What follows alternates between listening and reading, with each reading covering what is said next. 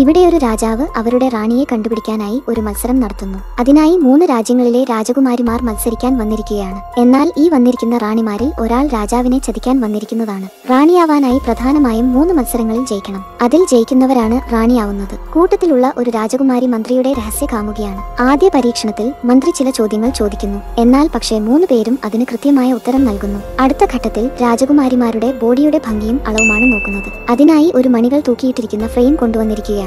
ഇതിലൂടെ ശബ്ദമില്ലാതെ അവർ കടന്നു വരണം. പക്ഷേ അതിലും ഈ 3 പേരും പെർഫെക്റ്റായി കടന്നു വരുന്നു. എന്നാൽ അവസാനത്തെ റൗണ്ടിൽ ഒരാൾ മാത്രമേ ജീവനോടെ രക്ഷപ്പെടൂ. അതിനായി 3 കൊടുങ്കുറ്റവാളികളെ കൊണ്ടുവന്നിട്ട് അവരുടെ മുന്നിൽ 3 ഗ്ലാസിൽ വൈൻ നിറച്ചു വെച്ചിരിക്കുന്നു. അതിൽ 2 ഗ്ലാസിൽ വിഷമാണ്. അത് കുടിച്ചതും അതിൽ ഒരാൾ മരിച്ചു വീഴുന്നു. അത് കണ്ടുപേടിച്ച ഒരു രാജകുമാരി മത്സരത്തിൽ നിന്നും പിന്മാറുന്നു. ബാക്കിയുള്ള 2 പേരും പിന്മാറാതെ ഗ്ലാസുകളുടെ അടുത്തേക്ക് പോകുന്നു. ആദ്യത്തെ രാജകുമാരി ഒരു ഗ്ലാസ് വൈൻ എടുത്ത് കുടിക്കുന്നു. എന്നാൽ അവൾക്ക് ഒന്നും സംഭവിക്കുന്നില്ല.